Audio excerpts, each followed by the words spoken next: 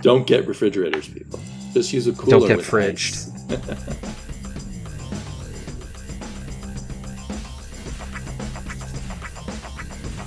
Welcome back, everyone, to another episode of Never Stay Dead. We are back from the dead today with a, quote, special episode, which is myself, Damian, and my buddy Matt, your usual hosts, chatting about a number of items, kind of a meandering podcast, not focused on a special subject this time. Although I do think kind of at the center of things is generational differences between readers of comics. With Matt being a little bit over 30 and me being a good bit over 50, we approach comics in different ways. This was the conversation that we rolled right into after discussing Tokyo Ghost, and the tape was still rolling, so it seemed like we could turn it into an episode. So we'll just plunge you right into the middle of the conversation. Have fun.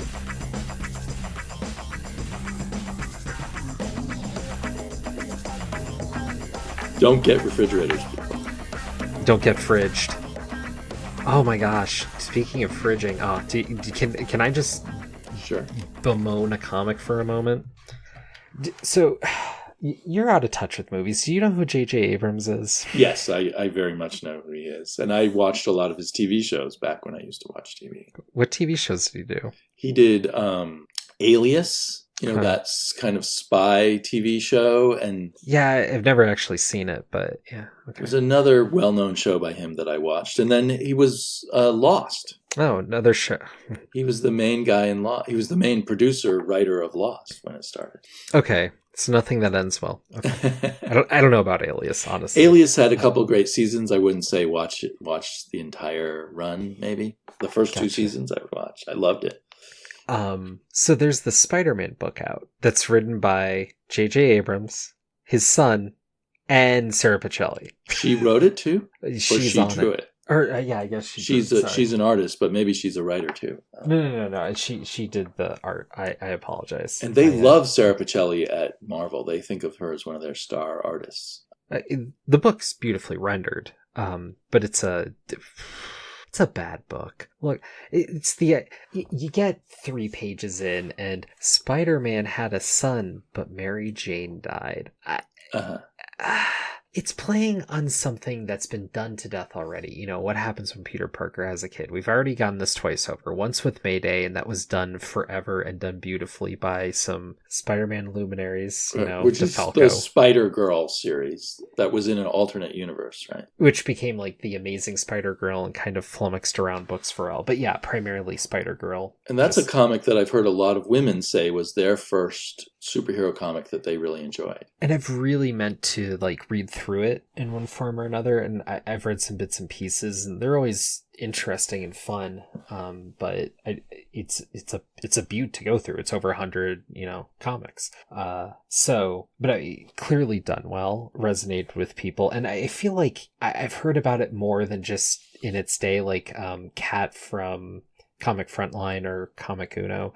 She's said many times that this is definitely one of her favorite comics, if not her favorite comic, depending when I talk to her. Right. So she's a good example of how powerful that book was. And one of the best comic reviewers around. So there you go. And then we had it recently with a pretty big fan favorite of Renew Your Vows, with a different daughter. So this is technically the first time that Spider-Man had a son, I guess. Well, what about, didn't he have a son and a daughter in Life Story that just wrapped up? Oh yeah, but you get 2 pages of that son. Who cares? But it's there. You can't say that J.J. Abrams' son was first. That's true. Okay, that's a good point. So it's been done 3 times, and every time stronger than this book, which is just focusing on the son and the fact that Peter Parker is a hook hand now, I guess, and Mary Jane's dead. And it's just like all this tragedy and nonsense. And I'm like, don't get me wrong, I understand tragedy is a component of Spider-Man, but at the end of Amazing Fantasy 15, we had an entire story in 10 pages.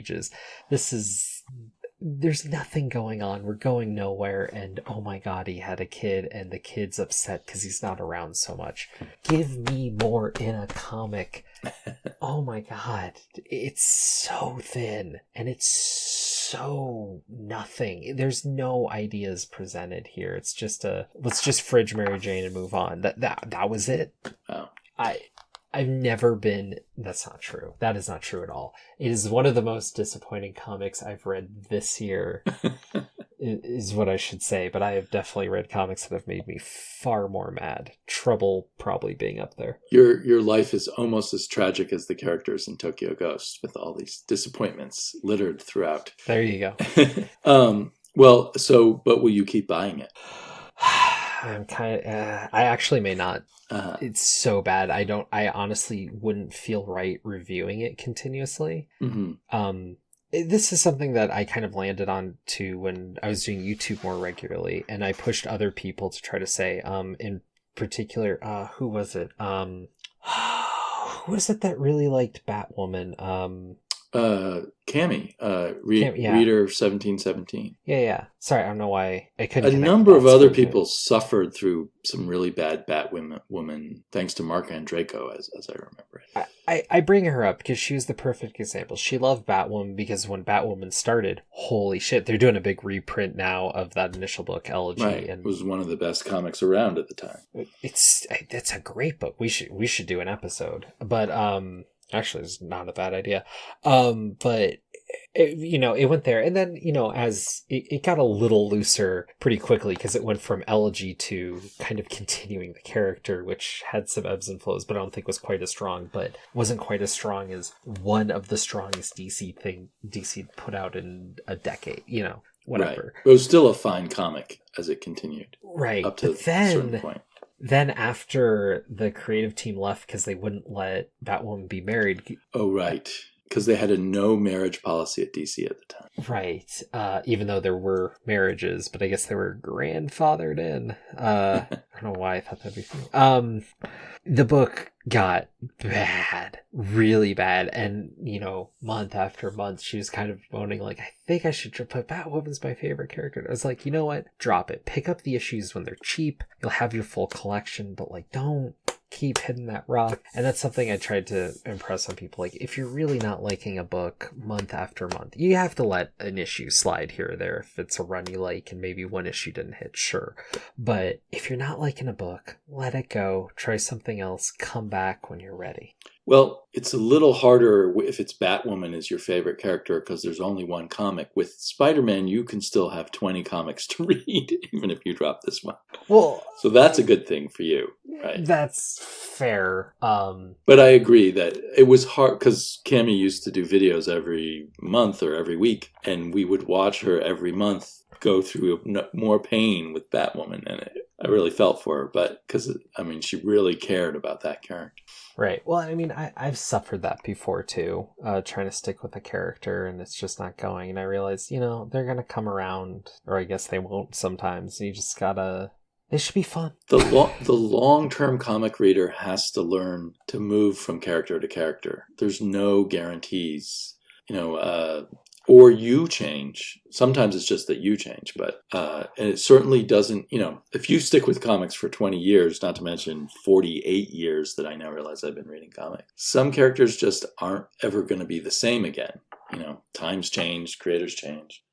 So, when I was a kid, Captain America was my favorite, but I think it's been a long time since I can really relate to Captain America.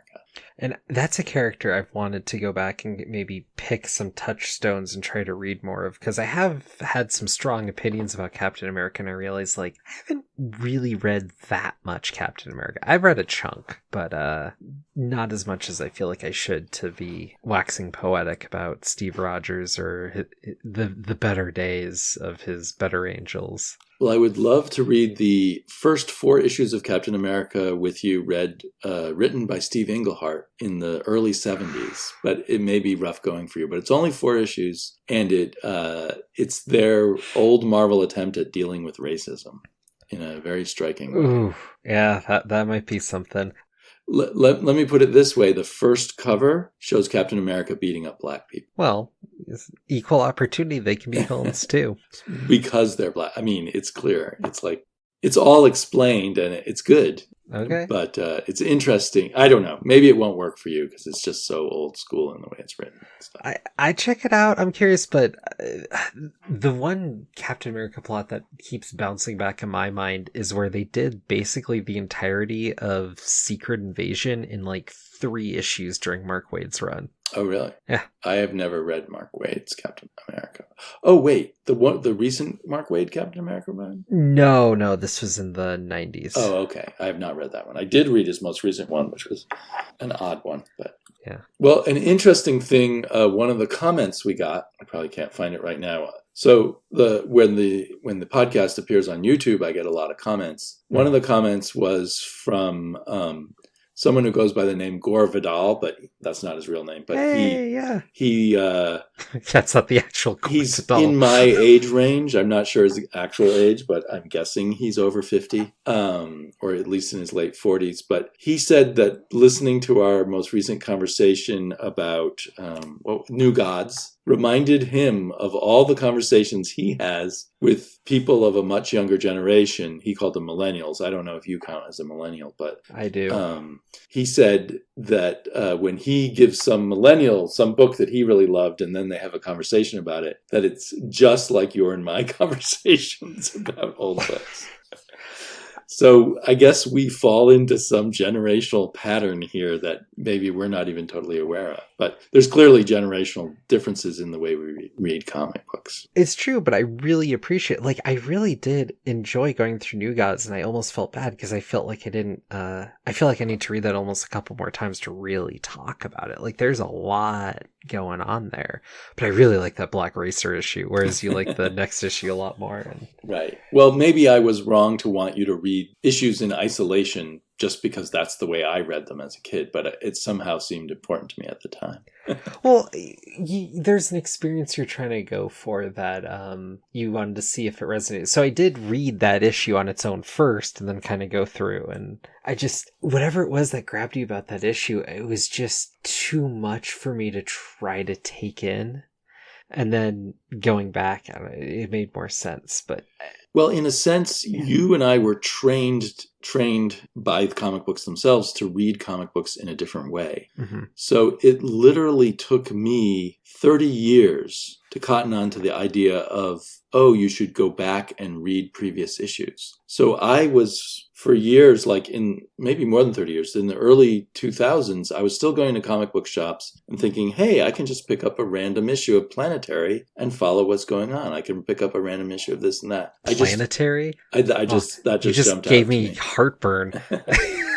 So I still thought comic books were something you don't have to read in order, because I was trained to not read them in order and not worry about it. And so I think when you start reading a comic book, you start asking lots of questions that I've been trained to just not even ask. I just accept things.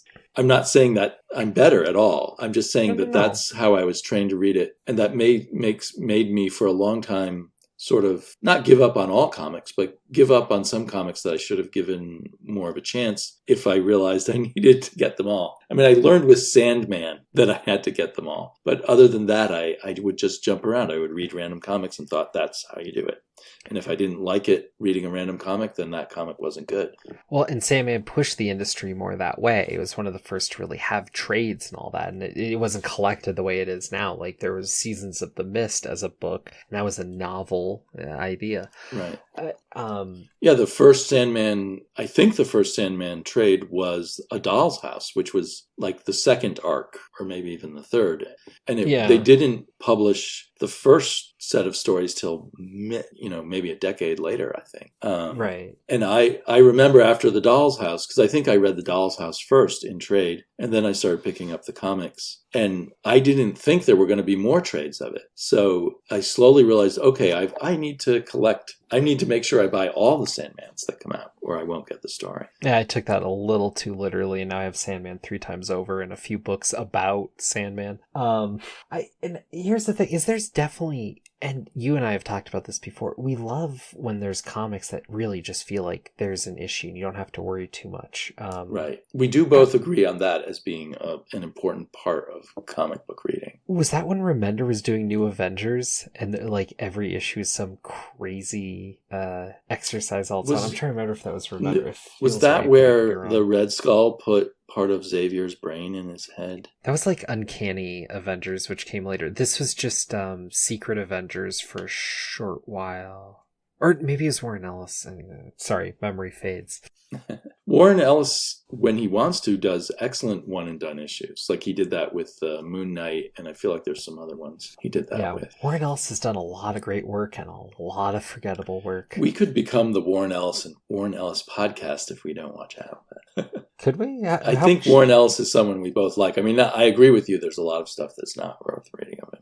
Oh, I love Warren Ellis, but when he's good, he's definitely he's a perfect... He's kind of, for me, he's maybe number 2 to Alan Moore. I mean, I probably should be careful about. There's probably a bunch of number 2s to Alan Moore. Well, I don't think Alan Moore's would be my number 1, but who would be your number 1? I mean, to me, Alan, I don't even have to think about it. Alan Moore, number 1, way above everyone else. You think Alan Moore's the best comic writer of all time, really? Yes.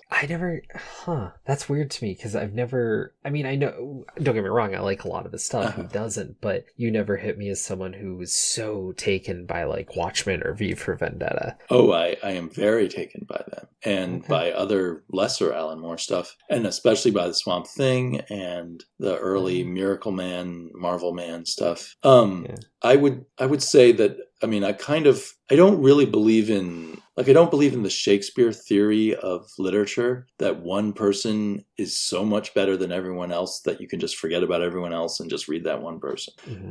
But I do feel in my reading experience, Alan Moore is consistently the best writer. I wouldn't want to spend my life reading nothing but Alan Moore. I'm not that kind of reader. There's definitely some Alan Moore stuff that falls off. Yeah, it falls off, but there's always something interesting. And I haven't read all of Alan Moore. Like, I haven't pursued most of his recent work, although I plan to eventually read it. I feel almost just the contrarian me just feels like he has to say, as great as Alan Moore can be, Grant Morrison is just a hair above. Ooh, Grant Morrison would be so happy because Grant Morrison has spent his entire professional career being angry that he's number 2 to Alan Moore. I genuinely do think, but Grant I wouldn't even put Grant Morrison at number 2. Sorry, Grant. Grant Morrison's done so many more interesting experiences, and he's done so many great books. In my mind, Alan Moore and Grant Morrison are kind of intrinsically linked. Almost more of a yin-yang situation to each other. In a way, it seems Grant Morrison might not have existed without Alan Moore, or he would have been an entirely different kind of writer. True, but I feel like whatever magical forces brought Alan Moore to this plane were in part conjured by Grant Morrison before we would have recognized them, and it's this struggle that has been pushed through the comic world for a long time. I know exactly what you mean, but I also just not putting so much weight on what came first, but kind of what was generated because of the spat over Miracle Man going forward is... What spat over Miracle Man? Was there a spat between Grant Morrison and Alan Moore on Miracle Man? Oh, yeah. So, I mean, obviously Alan Moore, Miracle Man, doing that, and then one of the first assignments Grant Morrison had was to come on and to follow up on Miracle Man, and in doing so, he didn't write any Miracle Man. What? Neil Gaiman followed up on Miracle Man. I know he did as well. I could have sworn Grant Morrison. Not to my knowledge. I think he did one short piece that was never published until Marvel published it in their current, when they were reprinting it a few years ago. What am I thinking of? I remember this interview with Grant Morrison where he wrote this letter to Alan Moore about, what a fan he was and da-da-da, and what an inspiration was, and Alan Moore basically just said, whatever, kid, you'll never be me. Well, I mean, Alan Moore might be a total dick. That wouldn't surprise me. What's weird is every time I've seen Alan Moore in an interview, but he seems genuinely kind of interested in people in a way, maybe not, I mean, obviously I'm not a fan of everyone, but he doesn't seem like a dick to me at all. I don't know. But Alan Moore kind of precedes Grant Morrison by about 10 years. So it's not, they weren't, Yeah, well, it's all news. It was all old news to me by the time I got to it. It's all in Grant Morrison's mind that he's a competitor with Alan Moore. I mean, in a sense, it's just different. So there's something called Grant Morrison's Lost Miracle Man story, and it was published, I'm looking online, and it was published in something that Marvel published a few years ago called the Miracle Man Annual, which had a bunch of odds and ends that weren't by Alan Moore in them. And I think it was like a 6-page story or something. I read it. So the script dates back to the mid-'80s when Morrison was asked to continue the series. So they asked me to continue Marvel Man because Moore had fallen out with everyone in the magazine and taken away his script. And they said, would you follow up? But then Morrison's story was never published. But it was just a short little thing, like a little vignette. Well, the bigger thing to me was this reaction Grant Morrison had to Alan Moore, which has carried through to... Grant Morrison has kind of very ungenerously tried to say Watchmen and other things weren't really that hot shit. I mean, I kind of agree with him. I think Watchmen is overplayed. I don't. Well, especially now that we have, Absolute Carnage, you can just ditch your Watchmen. Well, a difference between you and me, definitely, and I don't know if it's generational, is I consider it very important what order things came in terms of chronological history of like that Alan Moore came before Grant Morrison. And I give Alan Moore a lot of credit for the doors he opened up. Like that's part. And I give Frank Miller a lot of credit for the doors he opened up. And so on and so on. So when I read a comic book, I am, for better or worse, and maybe for worse sometimes, maybe I give things too much credit because I take their historical context into consideration. Because I've been reading for 48 years, I read most of that in historical context. So I hit Alan Moore when he was... And I hit him in like 1981 in the Miracle Man and V for Vendetta stuff in a British comic. Sorry, you hit him and he didn't give you a hex? Right. I hit his work and it felt like I hit a wall or went through a wall. Suddenly I'm in a different world of comics. So kind of what he's going for. I'm comparing him. I mean, his greatness in part to me is due to the context in which he was first publishing. And he was a quantum leap ahead of everybody from early on, not just with Watchmen, far before Watchmen. Well, so I feel like some of what I'm saying here is... So there's a mix. So I genuinely do think Watchmen is overplayed and overhyped and all that. I also don't necessarily think Watchmen is Alan Moore's best work. I also think Alan Moore is an incredibly fascinating creator who's created a lot of things, and you definitely should read Watchmen and V for Vendetta and some of his DC highlights and some of his weird alternate work. And Tom Strong. And listen to at least one interview with the man, because he hits me very akin to, and probably part of the reason why Watchmen is what it is, to Steve Ditko, as this somewhat reclusive person, very committed to the art and like taking things very seriously in a way that most people would dismiss. And there's something generative in that. Right.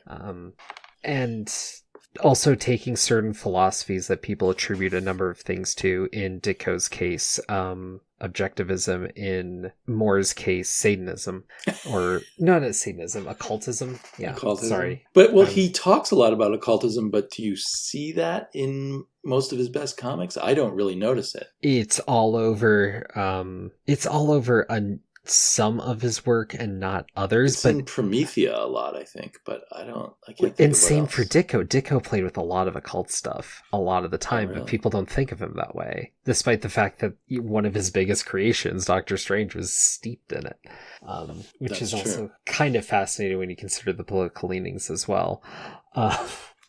Well, I mean, I think when he did Doctor Strange, first of all, he was working in comics. Second of all, it was to some degree a co-creation with Stan Lee. Stan Lee may have said, let's do a magic character. Steve, here's your assignment. And then Steve may have filled in the blanks and made Doctor Strange what he was. But beyond a lot of other things, what was in Doctor Strange was true occult reference and movements and like the symbols, the hand gestures. There's something there. Mm-hmm. Though, interestingly, those hand gestures and whatnot were actually part of what certain older metal, like heavy metal artists attributed to where they got the horns for. They attributed that to Doctor Strange? Yeah, I I need to find this clip because I've brought this up a number of times and nobody believes me. But I've seen Ronnie James Dio claim to be the originator of the devil horns, and I don't know if that's really true anyway, but he says it's an old Italian curse. That is true as well. And I think all of them are true, and different people took to it in different ways. But I don't know. It's just, there's so much fascinating stuff. I guess the reason why I buck at Watchmen, or this idea of Alan Moore being first, making it more important or whatever, is because I read this stuff and I read it and I enjoy it. But then I get to other works and I find them as exciting, as interesting, if not better in some ways. And sometimes it's reaction and growth to, or kind of informed some of these other works. And like when Watchmen's going on, it gets all this credit for being dark, grim, and gritty. But then how many people do they talk about the Longbow Hunters or something, which was in that era, and was that, or then talk about the Question comic that was our complete reaction to Watchmen. And can I respond to that for a second? Oh, please do. So, yeah, maybe he's over-credited with certain things, but that still doesn't mean he isn't the best writer. So the hype might be wrong. Like, I agree with you that, like, there were a lot of things that you see in Watchmen that were already beginning to happen. Like, 80s comics were growing up, and Alan Moore was the most talented of that era, but other people were, like Mike Grell is a talented guy, but I don't think his talent is at the level of Alan Moore. But maybe crediting everything to Alan Moore or to Alan Moore and Frank Miller, which is the way people do it, is probably wrong. But that doesn't mean he wasn't the best of that stuff. And what he wants credit for, and what I think he deserves credit for, is bringing in all kinds of narrative techniques that are now standard for a lot of writers, but were not standard. In fact, were not even thought of by anybody before he did a lot of those things. The narrative, which ones? Well, like an easy example is in Watchmen, where you have a panel showing pirates, but you have captions talking about what's going on in another panel. So that overlapping technique, to my knowledge, did not really exist, or did not exist in people's consciousness before Alan Moore. So there's lots of standard things that came in because of Alan Moore. But that narrative conceit has been around since Nemo and Dreamland. No. Yeah. I'm going to have to go back and read some Nemo and Dreamland. I don't remember any... Well, I mean, it's maybe not stories quite the same level or anything, but the idea of the kid talking about something that relates to the real world when he's in the dream and whatnot, like, it's not a far reach, but... Well, I stick by my argument there. I'll look back at, because I have some Little Nemo. And Little Nemo certainly is a very influential comic, apparently a major influence on Mobius, which makes a lot of sense to me all of a sudden. The vampire? When I look at Mobius stuff. No, not Morbius. Mobius, the French... Vampire. The flaky French brilliant artist. Right. Artist and writer. That's his writing is sometimes very new agey, which is why I call him flaky. Creator. And Mobius is arguably, let's not get into Mobius tonight, but arguably right. the most, should be listed amongst the most influential comic book people too. Oh, he definitely is. And lots of people have no idea. They think it's all Frank Quietly, or they think it's all someone else who got it from Mobius, and not knowing they got it from Mobius. That's something interesting about comics in general, is, I mean, we think of them so American-centric first, but I mean, in so many ways now, it's come around that European comics have informed and pulled through, Japanese comics have informed and pulled through, and even like some African comics have informed and pulled through in so many ways. And I mean, you had for a while Marvel trying to reprint some of the bigger French comics and Italian comics, and that just didn't take, I think, because the format and the cost relative to the rack just didn't make sense. And people were, creators, especially artists, were looking at those things even before they were translated and being influenced by them, such as Alan Moore. I mean, Frank Miller. Sure. I don't know what all of Alan Moore's influences were. A lot. But anyway, so for you, to get back, for you, the clear number one is Grant Morrison? No. No. To say who's my absolute favorite comic writer of all time, it's like it would have easily been Gail Simone for me a few years ago, and I couldn't say that now. She's turned out too many books I don't enjoy. I haven't read a Gail Simone book that I've enjoyed for, it feels like about 4 or 5 years. I've enjoyed a lot of her recent stuff. You have? Like what? There was Domino, there's another one that I'm spacing. Yeah, Dominoes then became Hot Shots. When was that? Like up to a couple months ago, I believe. Really?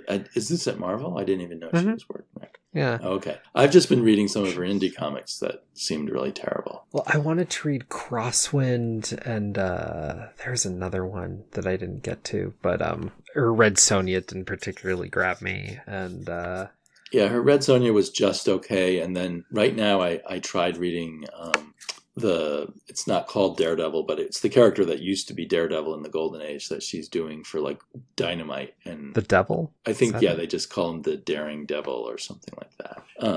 Dudley Do Right. And I just hated that first issue so much. Hey, it's not always great. She's written a lot of great comics though, like Secret Six, Birds of Prey, her Deadpool. Like she's done a lot of great work, and you can't take that away from her. But I think that's the hard part of like naming your favorite creator. Right. Is now I've been around the block enough times that the people I'm really hot on in the moment, I'm like, well, but how well do they hold up? Like I really like Tom Waltz on Turtles, but would I call him my favorite creator writer of all time? How much did he even would write you like Turtles? Everything else he'd written, or maybe you just like him on Turtles? Yeah. So, well, one thing is, I mean, my favorite writer is often a really good writer I'm reading right now. Like if I'm reading Criminal, then Ed Brubaker is my favorite writer. But if I sit back and look at my 48 years of reading comics, the overall favorite writer is still Alan Moore. And when I'm reading the current book, Ice Cream Man, like I'm blown away by it. It's not the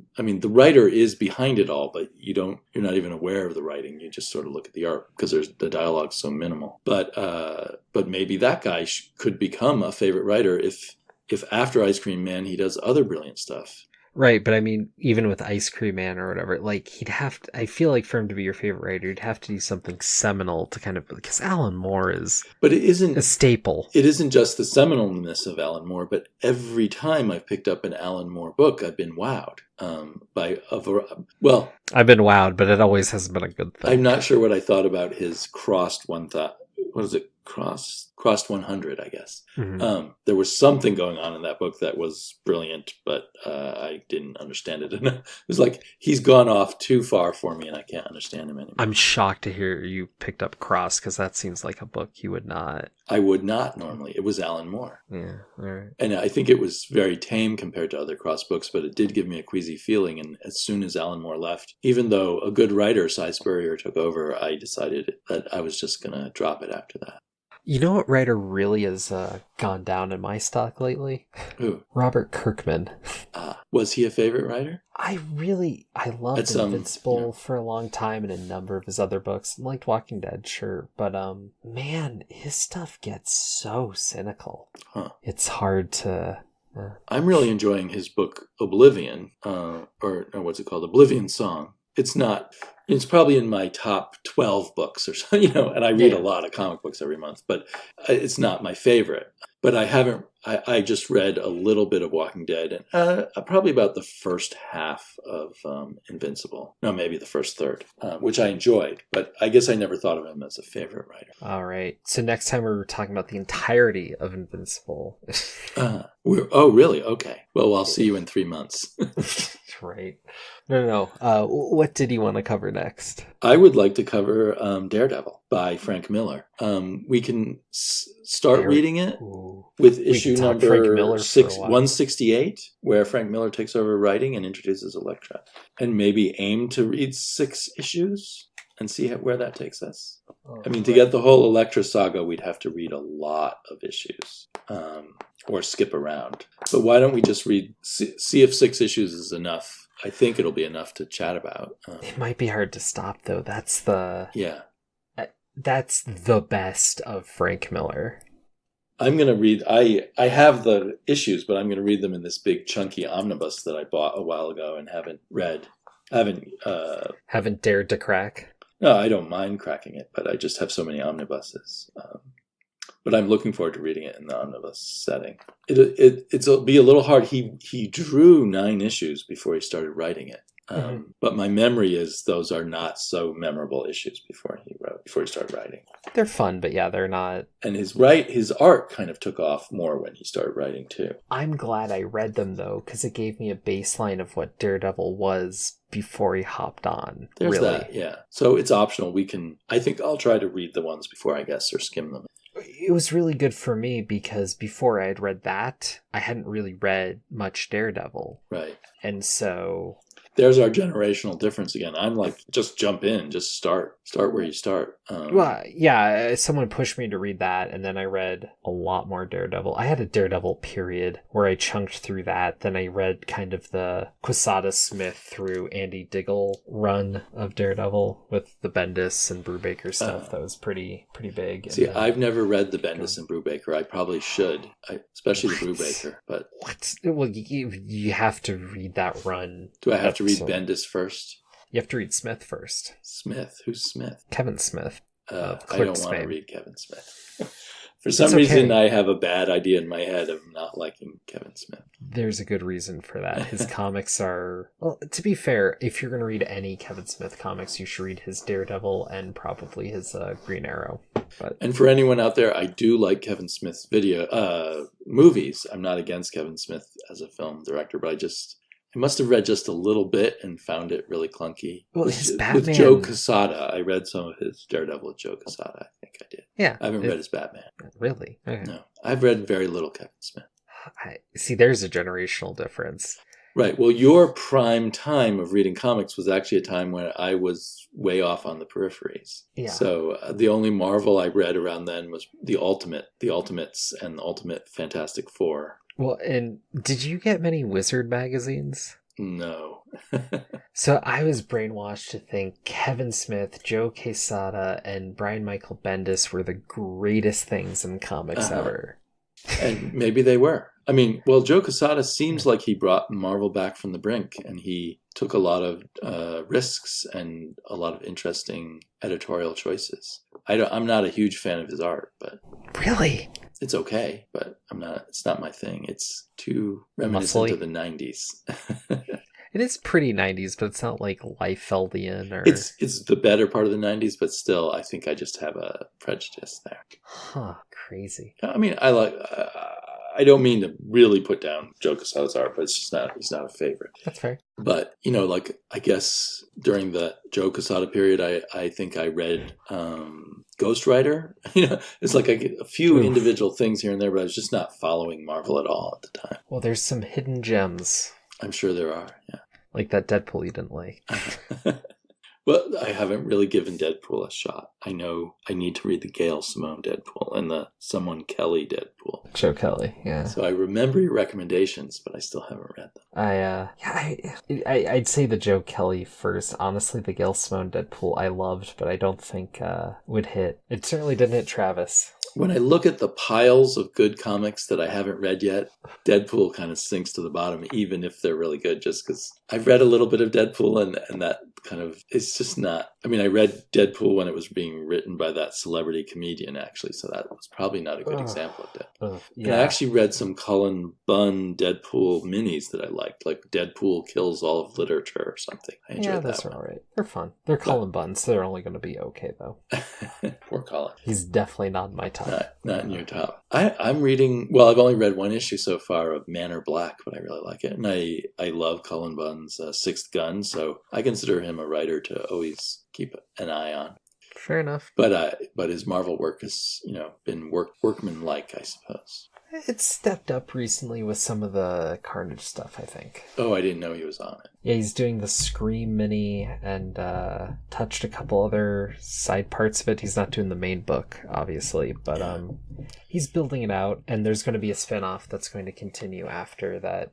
Off those characters, Maniac and Scream, I think, and he might be building out a little bit of the Marvel stuff that's more in the Six Gun sensibility, I believe. Right. And he has that other horror series that everyone raves about that I can't. Tyler Kirkham is the artist, or Tyler somebody. That's a Dark Horse series. Oh damn. brain fart. Can't remember. Bunkirk. It's the same team that now is doing Man or Black, so it makes me real. Since I'm liking Man or Black, I should probably go back and check it out. Yeah. So I wouldn't count Cullen Bunn out. All right. So, well, we've gone on, and you know what I think I'm going to do is I'm going to split it into 2 podcasts. All right. I'll maybe record a little intro for the second one. Okay. Where we just are bullshitting about all this stuff. I like to think of it as nuanced and deep insight into the industry. That's exactly what bullshit is. No. Well, now I feel like I should make a list of all the potential number 2 after Alan Moore writers, because there's a large number of them. I think Grant Morrison for me would be in the number 3 contenders. But hearing that makes me think that maybe we're closer. You just have this one guy you like a chunk more than the others, but like, to me, I'm like, to name one, like, there's so many great authors and artists, and I don't know, like, for me to put one above the other at this point, like, basically all my heroes have been dashed from me in one way or another, that I'd like, right. You know, I really like them, but they got this stuff. No one's perfect. And certainly there have been moments when I, you know, in a way, I wish I'd never seen an interview with Alan Moore, never heard him talk about things. Really? It's better that I just think of him through the books I read. Okay. Because, I mean, like the whole occult thing, when he talks about it, I'm totally turned off and think he's an idiot. But when I read his books, I think he's a genius, even when it is got hippie, trippy stuff with people taking mushrooms or whatever. Yeah, because I could see that. I guess here's the one I can give you, is the one undisputed comics creator that I'll have respect for above nearly anyone else forever, is Kevin Eastman. Okay.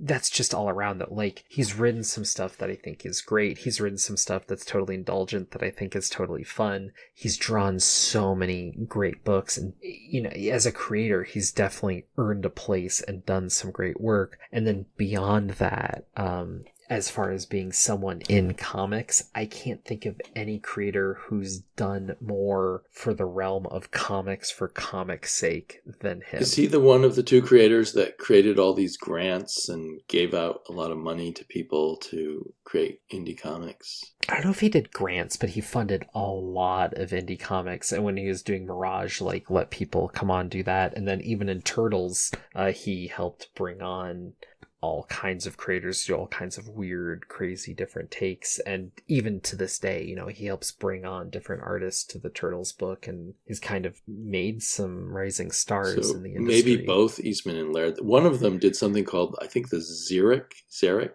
grant, which I think still exists, and it gives small-time people like $20,000 each year to, you know, go for their own thing, and it's nurtured a lot of things that later became kind of famous. Yeah. He also is helping publish Heavy Metal, so, you know, like, he's in it. Right. He loves comic. Yeah. No, I totally respect him as a comic book fan. But I haven't read a lot of Turtles, and I haven't read anything else that he's written. Yeah, and a lot of the other stuff he's done, I don't think would be your cup of tea. Right. But I got you to read that one Turtles chunk.